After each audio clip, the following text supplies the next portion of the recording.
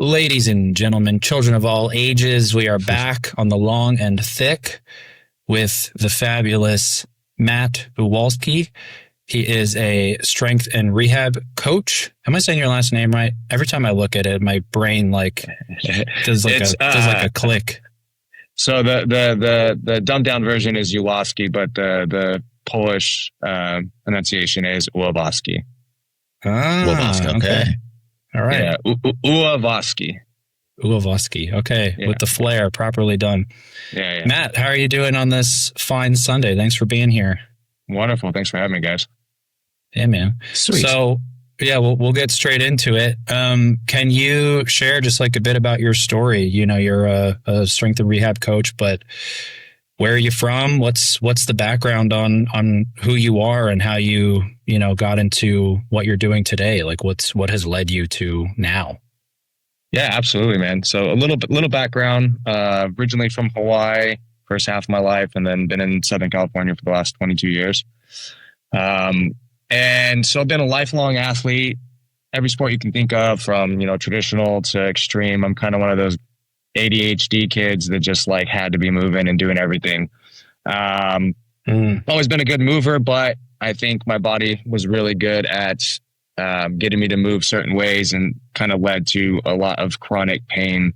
By 23 years old, I had a lot of pain, a lot of problems, kind of failed by, the traditional route, PT, all that stuff, and had almost given up until I read somebody's story about just how the body can really heal itself, with the right inputs. So I started going to school, studying kinesiology. Was originally going to be a physical therapist, had some kind of, negative experiences when I was interning, just felt like it was a puppy mill, people coming in by the hordes, and through that kind of decided to just do training while I was in school. And I don't know if it was just looking through the lens of like pain management, rehab, but I was able to like really help a lot of people with the similar stories, and just decided to kind of stay that route and continue my education. And my saying always was I wanted to be the coach I never had. So that's kind of in a nutshell. Sick. Damn, that's I like that slogan. Yeah. So some of the like pain side of things and things that you had been experiencing really young, I think people don't appreciate how young that is to be feeling like what you're describing. Like, did you start to, what were like the points that you were starting to get past some of that? Like what things started to work for you when you went, oh shit, you had been active the whole time. Like what was wrong with the stuff prior, so to speak? And what did you sort of clean up? I would say number one was just kind of getting a better understanding of the body. I think, to be honest, I got into exercise pretty late. I'm not the biggest guy, but I've always been kind of a natural athlete. I self-taught everything. So I was like obsessed with gymnastics. I was like the kid doing backflips off of roofs of houses, and like I said, all the stuff. But I played a lot of combat sports, contact sports, skating, all these different things. And so my body was taking quite a beating. And when I did get into exercise very late, probably 18 years old, I was obsessed with the golden era, Arnold, all that stuff. And just went down the bodybuilding route, and nothing wrong with that. I'm not going to be one of those guys to say that, but the problem, I think anybody that's, deals with movement knows that it's not the exercise, it's not the movement, but it's the repetitive patterning and the lack of movement variability. And so I think that's what was happening, was my strength wasn't complementing, the things I was doing, surfing, rock climbing, where, my body needed all this movement variability. But when I was loading it, I was just bodybuilding. I was just sagittal. I was just bilateral barbell. So I think that, and then also from like age 15, I started construction and working really young. So, you think by 23, I already had 8-9 years of very physical labor. So that, no recovery. So it's like waking up in the morning, going surfing, working 8 to 10 hours of labor, going straight to the gym. And then, at like 20, I was starting MMA as well. So then I'd go train 3 or 5 hours. I was just overtraining, under recovery. Holy shit. Yeah. So it was a lot of shit, That's a lot of rigor. Yeah, by that yeah, age. yeah. Holy crap. Yeah, Yeah. 100%, man. But it was the only thing that kind of kept me sane was just like the chaos of just being, moving and doing shit. So, but that led to a body that was just like, what the fuck's going on, man? You know? And, yeah, a lot of repetitive movements in the construction as well. A lot of overhead work that just led to bursitis in the shoulders and shoulder impingements and pain. And, you know, it was just a bunch of layers of shit. Excuse me. Damn. So what did you like do? I mean, like you painted the picture super clear of how intense like the rigors were of what you were going through. But it's funny because I'm sure people will relate, like, you know, the people that need to get that much energy out of them tend to operate similarly, right? Like there's certain almost like character arcs that I think people fall into, especially as we get older. You can identify like, and I'm sure a lot of the people that you connect with the deepest, who are usually operating on the same sort of wavelength, fighters, people that do the really, really intense shit, have like a draw to pushing that boundary. How did you start to like clean it up? Did you just start scaling back? Like what was that process like for you in terms of making sense of, okay, I'm doing so much shit and I'm starting to learn about, you know, what I am actually physically doing to my body in terms of, like you said, the impingements, all those types of things, having some language to sort of characterize them. But, you know, what did you do to sort of clean it up? So I think, and this is kind of why my handle was Mindset for Movement. It was getting a better understanding of like pain and getting a better relationship with pain. I think you get caught in that pain fear cycle. And I started fearing certain movements. I started fearing the thought that, you know, what if I can't do these things I love to do? And so getting a good mindset, a better understanding. And a lot of that came with just a better understanding of the body, like realizing, you know, it's this organic being that's in a constant state of growth and it just needs stimulant and input to adapt, you know, so it's like the right type of inputs. And honestly, one of the biggest things was getting out of construction because it just, the environment was very toxic and negative, especially when I was younger. You know, it was, you know, yeah, nobody gave a shit how you felt, you know, and stopping that was one of the biggest things because that allowed my body to not have to do, you know, 8-9 hours of like the same repetitive movements. And then it was reframing, you know, the way I looked at exercise. You know, it no longer became solely based on aesthetics. You know, I've had body dysmorphia my whole life. I was extremely small for a really long time. You know, I'm like the only person in my family under 6 foot. So there was a lot of like mental aspects to it. And actually one of my, you know, who became one of my doctors, unfortunately passed last year. I remember going to him, you know, and was just like, you know, I got all these things, everybody's failed me and, you know, but I've been doing different types of exercises and I've been doing these things and like, should I stop? You know, and he's like, no, like keep doing what you're doing, man. Like you're on the right path. And just him hearing that, you know, because so many other doctors, oh, you have the spine of a 70-year-old, like telling a 20-year-old kid that he has the back of a 70-year-old because there were some bone spurs or some, you know, wear and tear from just the life I had lived. You know, that psychosis is a lot on somebody, especially like me, who's like over analytical, always hyper vigilant, you know, analyzing everything. And so just like his words kind of reshaping the mindset around things, reducing the workload of that repetitiveness. I'd say that was like the huge turning point. And then kind of focusing on like everything like revolved around me just feeling and moving better would be like the biggest thing. So mindset, I'd honestly give most of the credit. Okay. Yeah. I would say it is unfortunate too, like a lot of like practitioners and doctors and things like that, when approaching the body, if you're bringing something served up on a platter, it's like, hey, I don't feel good. It's wild that a lot of it is, like you said, it's almost, it makes a neuroses. You're like, oh, well, you're aging way too fast. You're putting way too much on your body. When even though if they recommended you do PT, it's still going to be exercise in nature anyway. So the fact that like the knee jerk reaction is like, just stop doing everything and just don't move and do anything hard anymore. It's like, well, that's not the right answer either. Right. Yeah, which was the opposite of what who became my doctor said. You know, he's like, no, don't stop. Like he was so happy that he was like, oh, you're studying kinesiology, maybe be a doctor. He's like, most of us do not have the right to be giving out any physical education advice. We're doctors, we're biologists, we prescribe medicine. And he was a DO, so he was a bit different.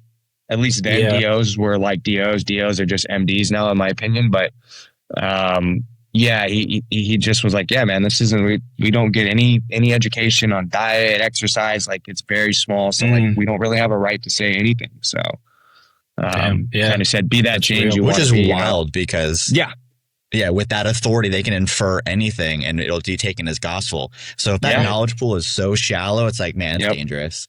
It's very dangerous. I mean, it's anybody that's a trainer knows. I mean, I know, right? You'll have people come to you and be like, oh, but my doctor said this. And all due respect, I guarantee you, I know a lot more than your doctor about this stuff. Yeah. It's not their field of study, and that's okay. Unless they come from a kinesiology like undergrad, which most don't, they don't really understand the human body in that sense, Yeah. Yeah. I think it's a really beautiful picture that's painted though, because on one hand, a lot of these conversations, especially like, well, Matt, how long have you been doing this? Like training and training people, would you say roughly? Like almost 20 years. Okay. So 20 years of experience, like you have beyond earned your stripes, but there's two sides of the coin here that I feel like are important to like draw awareness to. One is that the barrier to entry for somebody who knows even less than the doctor thinks that sometimes they're helping people and they haven't gone through that hill climb yet of actually learning real shit that is like applicable. Right. And then you have people like yourself, I would put us in that barrel, like who have really done a lot of work and, worked through our own things, worked with other people. And it's amazing how much influence you can have on somebody's life for the better in an area that like medical practitioners really ought to know more about. But we really are filling a massive void within our communities, within our country, right? Like that needs to be recognized and I think honored as something very serious. Like I think that barrier should be a little bit harder for that exact reason, because I think it is a really serious thing that you get into with people. So 100%. Yeah, that's all awesome stuff. Thanks for sharing all that. So, you're going through the process, you met somebody really amazing, a mentor type person who sort of rocked your world. What outside of your personal interest and time exploring MMA and more combat based stuff drew you to working with like that population? Are there nuggets of story around like what unfolded in that, or is it just the interest that and the experience that sort of allowed you to connect? I think we all go into this kind of like wanting to work with athletes and things like that, and then you get like the slap in the face that is that like you're gonna very 0.00% of a work with high level athletes, at least on like a consistent basis. And Gen Pop's going to be your thing, and so, I worked at a 24-hour fitness for 10 years. And the reason I did for so long was because I just was so well known there that like I didn't have to go anywhere else to see all the people and do the things I wanted. I was kind of like the rehab guy right there. And so I worked with a lot of Gen Pop. And within that, I had worked with athletes and stuff too, but it was a lot of Gen Pop, a lot of elderly, which I honestly think will, if you can help Gen Pop and you can help elderly people become just better movers and get out of, years of chronic issues, like there's really nobody else you can't help. At least that's the way I feel. And I feel like this is where a lot of like athletic trainers actually, why it's kind of garbage. And when you look at the highest levels, it's like guys came straight out of college, had somebody they knew, got into an internship, and then they're working for a D1 school or something, but like didn't have any real experience, and with the combat sports and stuff, that was always a thing. And when I was doing it, I was helping people, but that came a little later. That honestly came more because honestly, online was like, you have to niche down, and like, I'm a generalist. And everything from politics, spirituality, like I'm such a centrist focused person and a generalist that like, it's hard for me to niche down. It's hard for me I don't like to label myself, but you know, it's like social media, you have to. And only in the last couple of years, I'm like, okay, like I'm a strength rehab coach for combative athletes. Right. And, even it's still hard every day. I want to like kind of take that away, but like you kind of need it, you know, to stand out in this oversaturated market. But also being involved in it too. It's like, what I saw was like, once again, going back to like wanting to be the coach I wish I had to go back to AYSO days, you know, Pop Warner, you know, baseball, all this stuff. And it was like, all these coaches were just somebody's dad. Maybe a couple of them played sports. Maybe very few had a high level experience, but like, you know, the coaching wasn't great. And especially when I got to the combat world, it was like,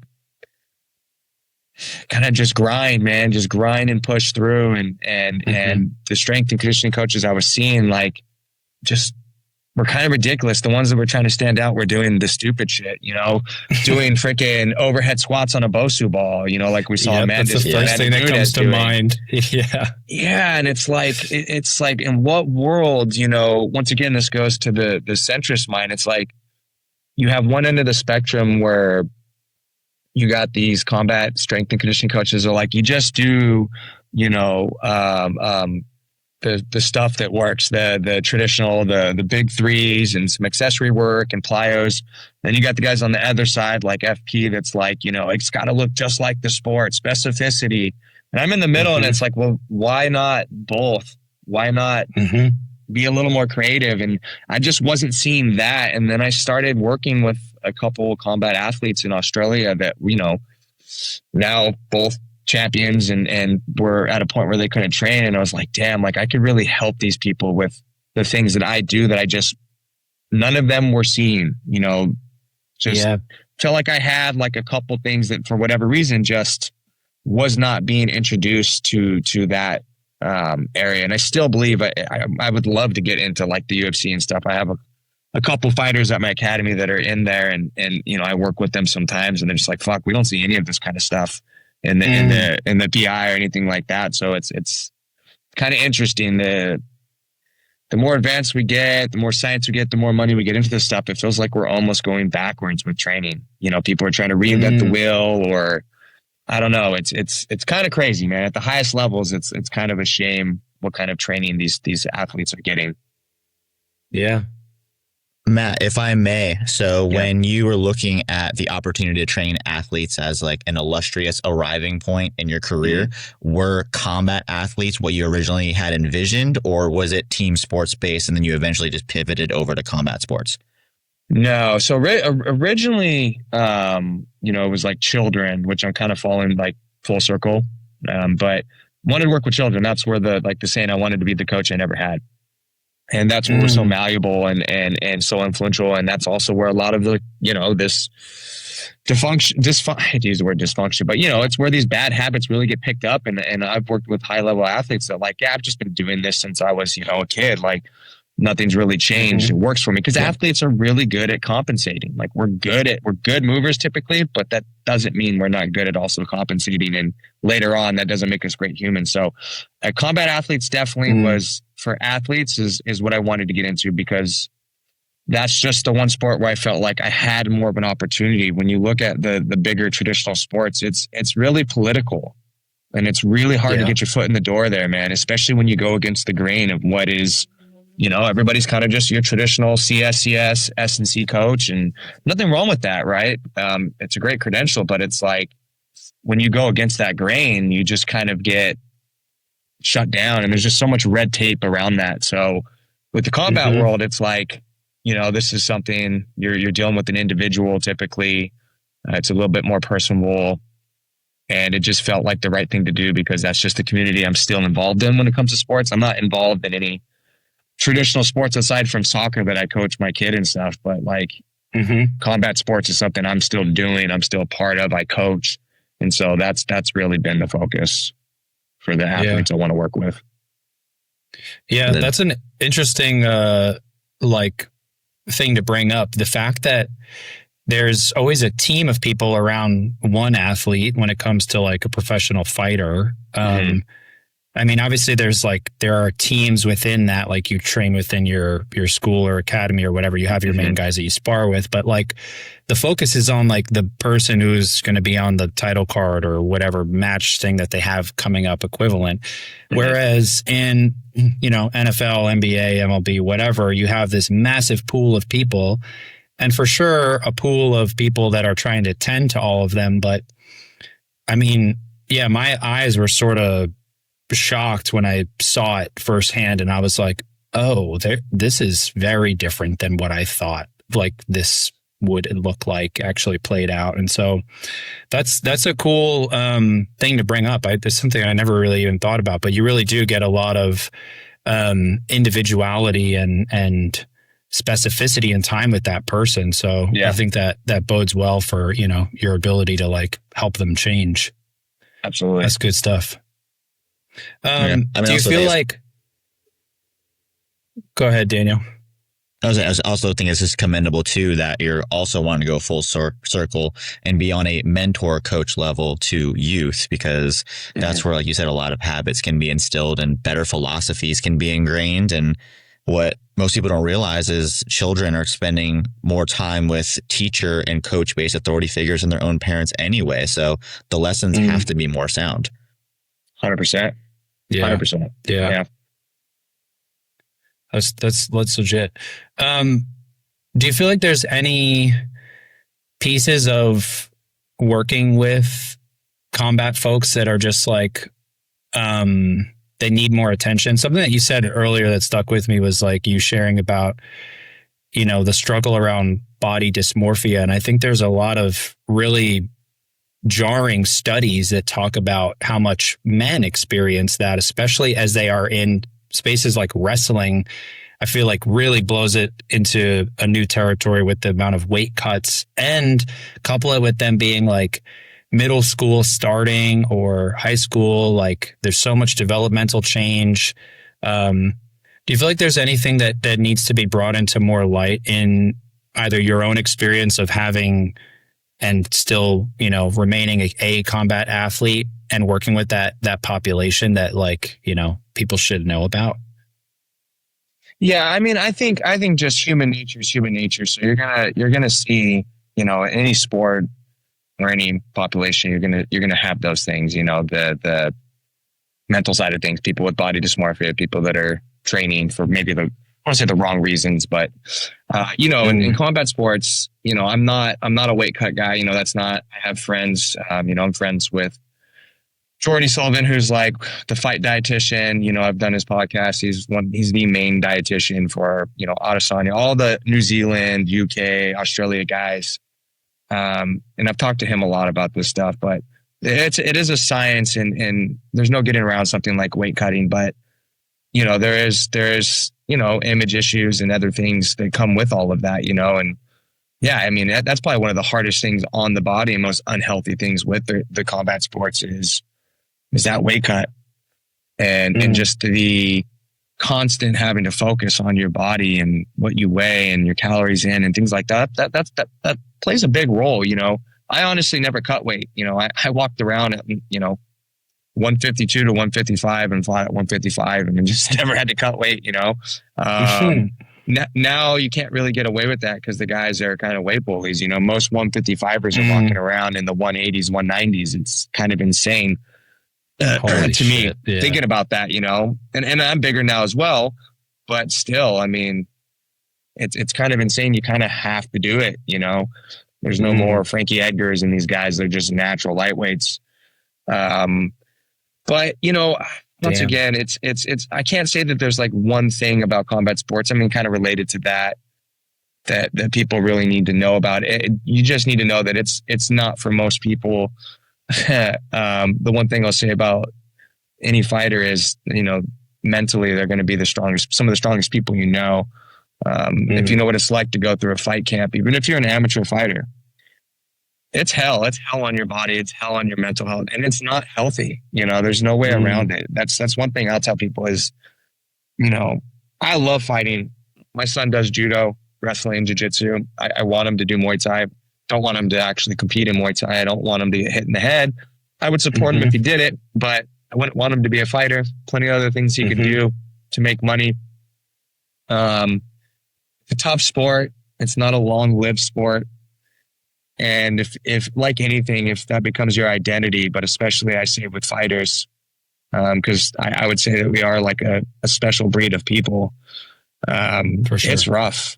It's rough after, and it's hard. And so, yeah, my advice to anybody thinking about it is like, just be fully aware of what you're getting into and have some plan B, C, D, F, G, you know, like have some other exit strategies and know that it's not long lived and just, you don't want to be a world champion. You probably shouldn't be doing it. Damn. Matt, if I may, so taking brain injury and concussions off the table, but you said earlier that a lot of stuff that you were exposing some of these athletes to felt so new and novel to them. Do you feel like there's still room to grow in the space, as in careers potentially ending too early without the proper rehab modalities? Absolutely.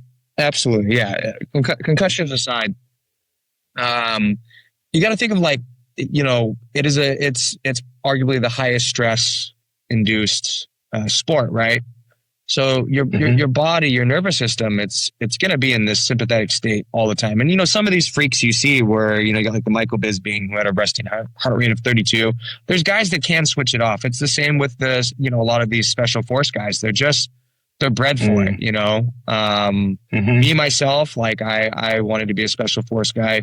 Unfortunately, my nervous system, you know, it doesn't know how to get back to that parasympathetic state, which is, you know, if you're always riding in it, you're not going to probably live very long. So it's like, what I found is like being able to get people to better regulate their nervous system and to make that a huge part of their training, the recovering, getting them to better understand the importance of, you know, respiratory mechanics and efficiency.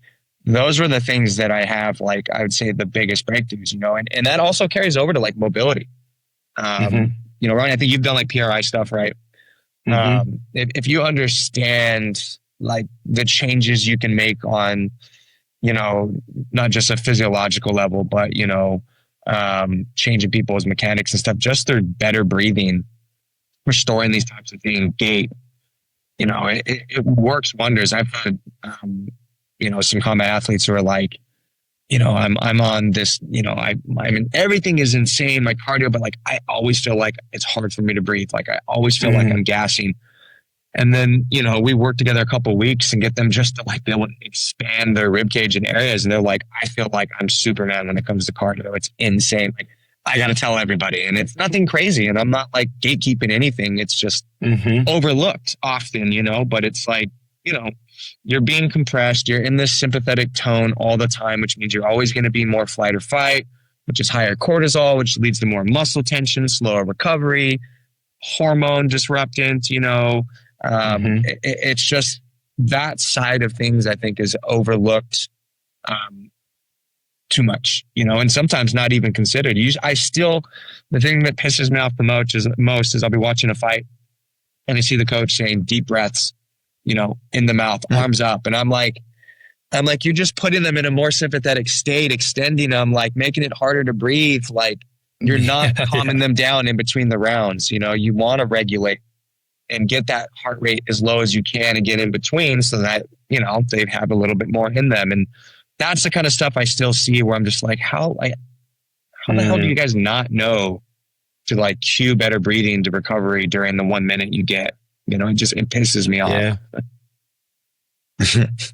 No, that's legit. I think I have a question about your generalist centrist, you know, state of being. And I think it's important to recognize, because in this application, I think is really, really important. Would you say that your attitude and, you know, it sounds like personality that has lended you to be that way and operate more that way has been more of a helpful thing when it comes to your career outlook, training, open-mindedness, as opposed to some of the people that will recommend like, no, you need to hyper specialize, like, You need to know, you need to just be a foot person. You need to just be a hand person. You're an eye person. Like, do you feel like it is monumental, that it's key, that anybody who is in this space ought to operate more that way? Or, what are some of your thoughts on the pros and cons of that? Yeah, I'll start with the cons because I don't think there's many, but it's kind of big. And I would say, money wise, probably better off specializing and niching down. You just stand out more that way. And unfortunately, people tend to, I think, respect you a bit more when you label yourself as something. That's my opinion. But I think on a greater scope of why I do this, I can help a lot more people. I feel that way. And when I'm able to do more than, and once again, anytime I say this isn't like a knock on any specialist or that I'm better than anybody or that I'm the only one that gets these results. It's just often when I think this is like functional patterns where they like why they feel the way they do is like when you're like the last avenue for somebody who has been failed by specialists that have not gone better, that only their symptoms are being treated versus the system. You do realize that you can help people on a much greater level. It's just hard to get recognized for that, right?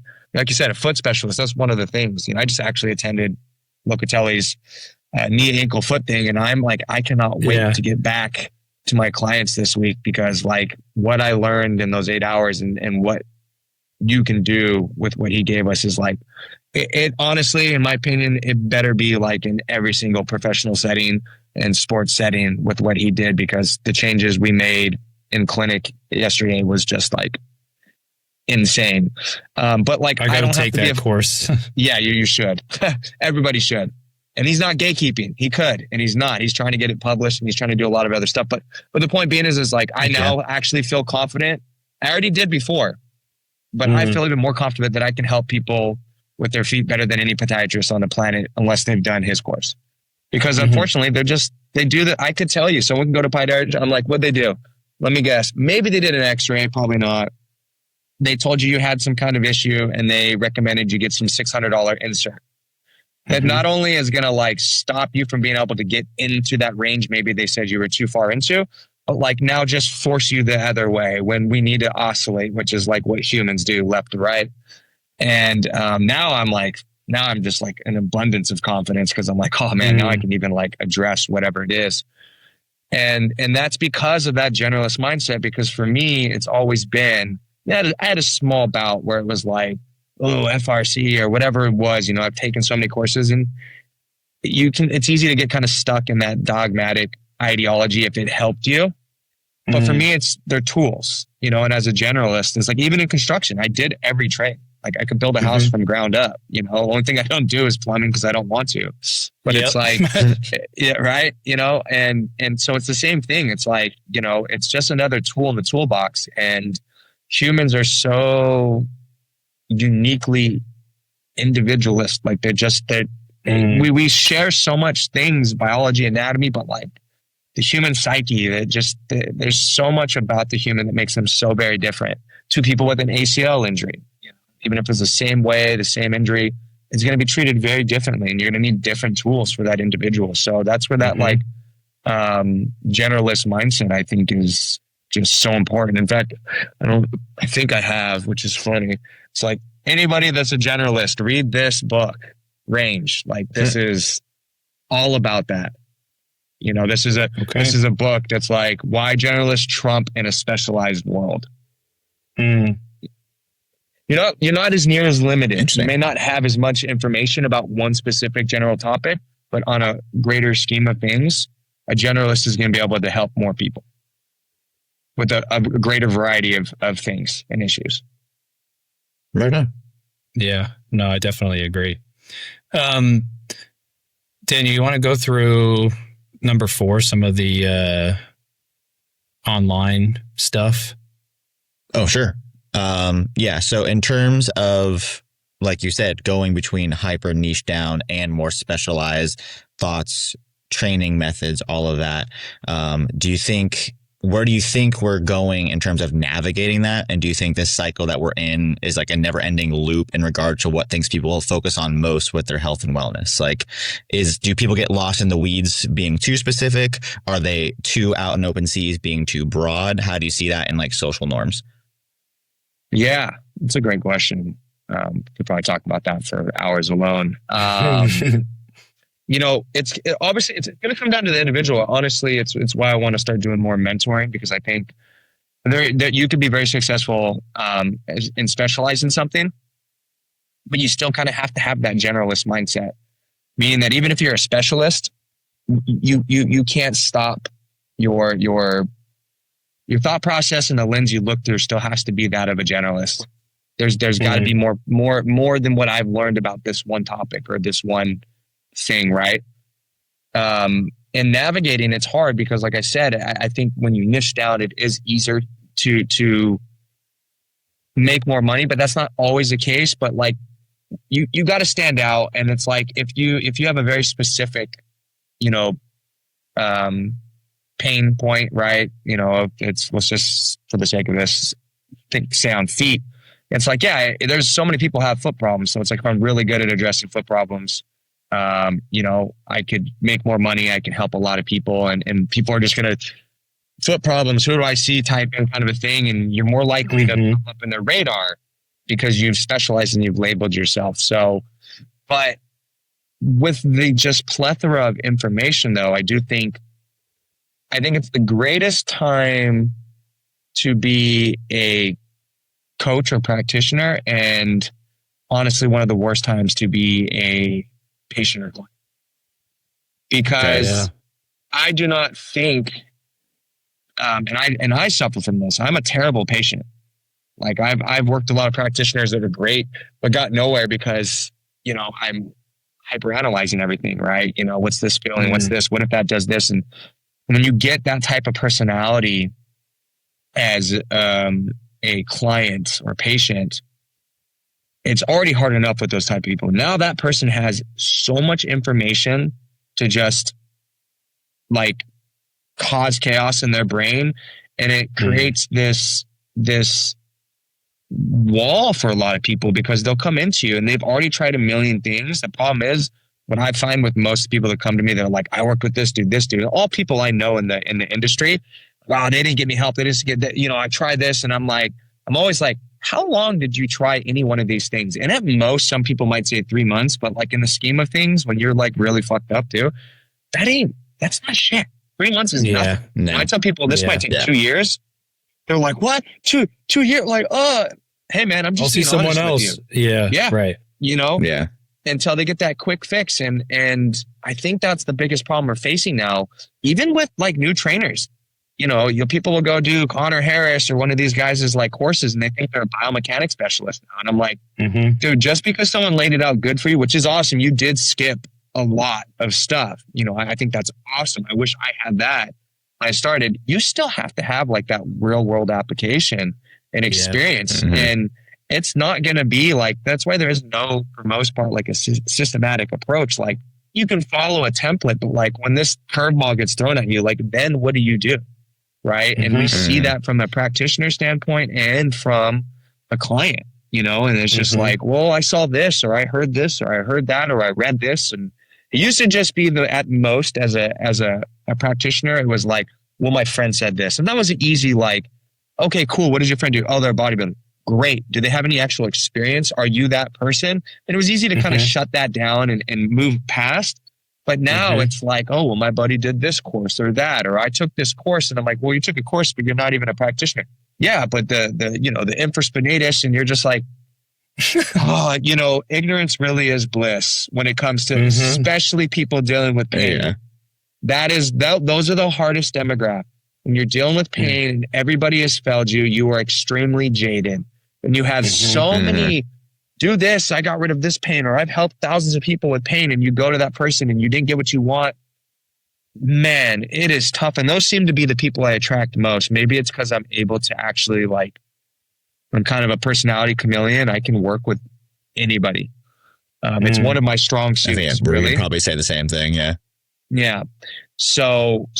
But man, that's tough. And that is the biggest problem I think we're seeing on both ends of the spectrum is there's too much information. I think if we can narrow down, we got to always expand. We got to always push the science. That's what it's there for. But like, we do know what works. We know the driving principles, the things that elicit adaptation, those things all work. And even those things they don't even really understand. Like, people love to throw around set principles and they don't really even understand set principles. Like, well, if it doesn't look like sprinting, it doesn't help sprinting. It's like, that's not set principles.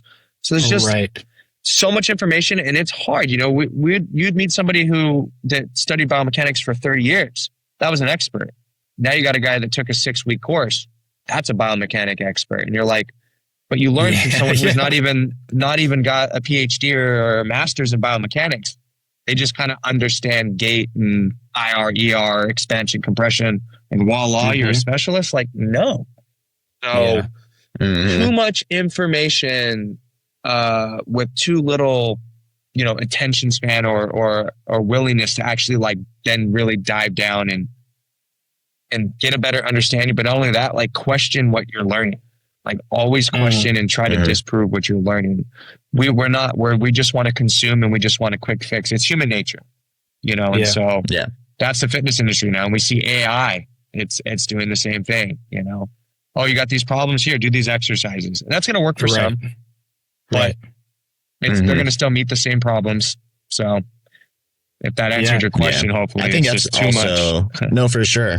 No, it's broad and it's even it's permeated by, I think, just the overall human condition of the world we live in, especially on the internet. And it's more far reaching than just health and wellness because, like you said, people just want a quick fix. And to go with how fast that turnover is, you have now new practitioners and new salespeople way over promising and way under delivering just to get the sale.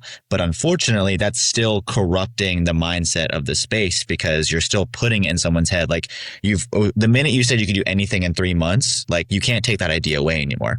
Now we just have an uphill battle. It's like, well, whoever said that, great, but our first tent pole should probably be 12 months from now, and getting the expectation management back down to this stratosphere is going to be an uphill battle for us all, I think. Yeah, it's tough. I would be remiss if I didn't say there's days I wake up and go, man, a 9 to 5 at fucking Quizno Subs kind of sounds good right now. It wouldn't pay the bills, but like, just the monotony of having to sift through shit and re-educate every single person I come across, makes the job really, really hard. And I love to educate. I really do. It's one of my biggest passions, but it's like, now when I have people paying me, but trying to correct me or almost prove me wrong, it's like, why the hell go fix yourself then? Why aren't you better? Why, I'm not saying not to question, but it's like, if you don't trust the process, like, for me, I get the most results now really by like getting people to understand that most issues are neurological, really. Just give you better and more variety of stimulus and changing your mindset. Because I work with a lot of people dealing with pain.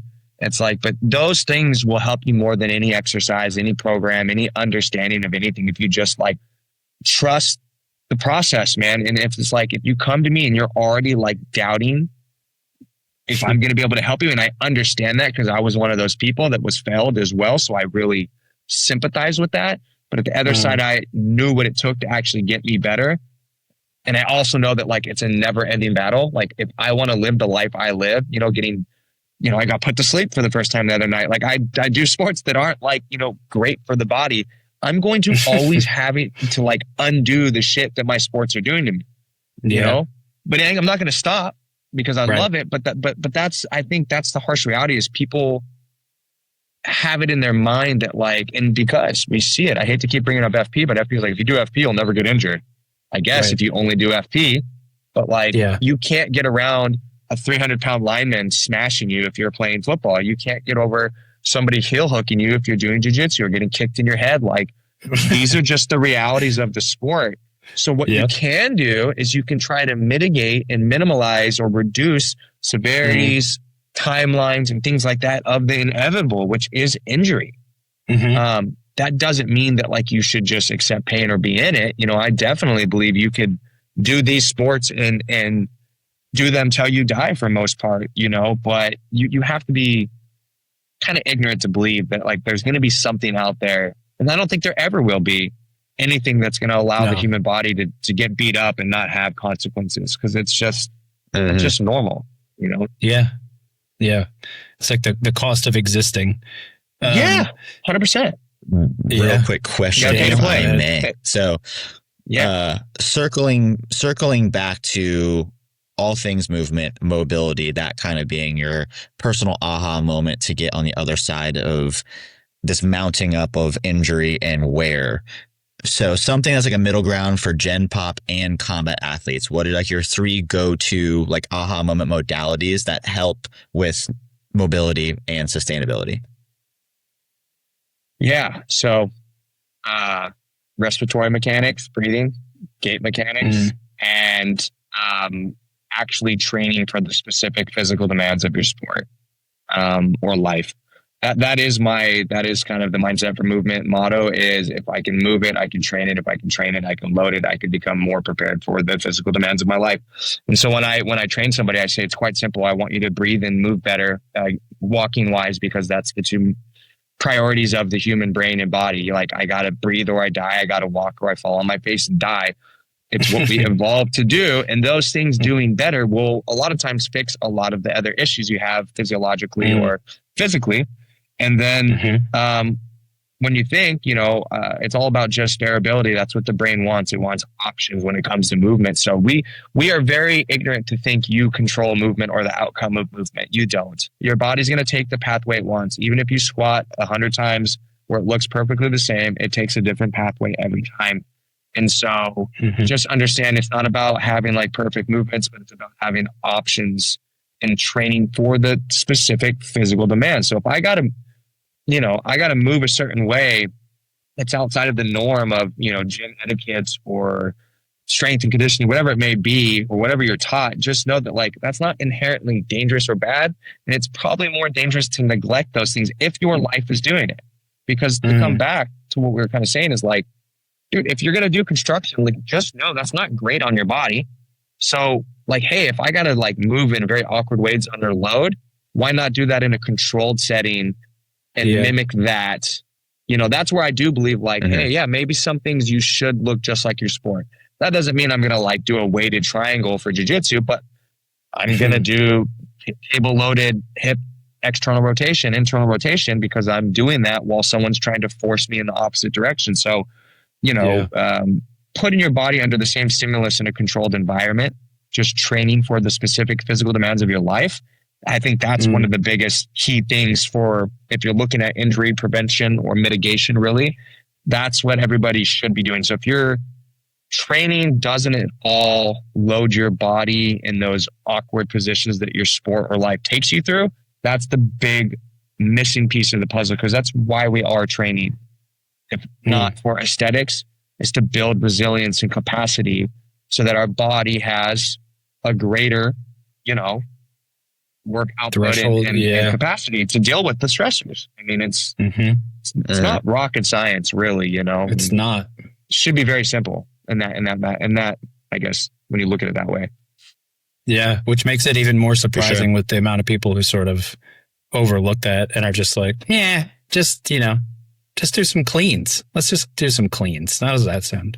And that's because unfortunately, like this is why I think a centrist mindset is what I think all humans, honestly, I think all humans should be. I think there wouldn't be wars. I don't think there'd be a lot of problems because, when you pick a side, you've closed your mind. You're not open to new for most part, right? Because you're like, this is it. This is I'm digging my feet in the sand. I'm dying on this hill.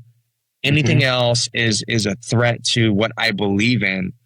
And for some people, they may live a good life having those type of thought processes. But in my opinion, like to think that you got it figured out or to think that like you can't better, whatever it is you're doing it's very ignorant, and it doesn't help us grow.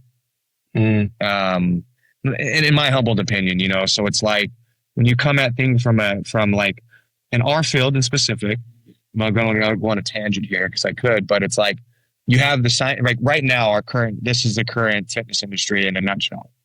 You have the science-based people, right, who believe like, if you can't show me, if you're producing results, you're either faking it or you're doing it, you're not achieving this by how you think. We could explain it in papers somehow, but if we can't find or research that backs your claims, it's pseudoscience.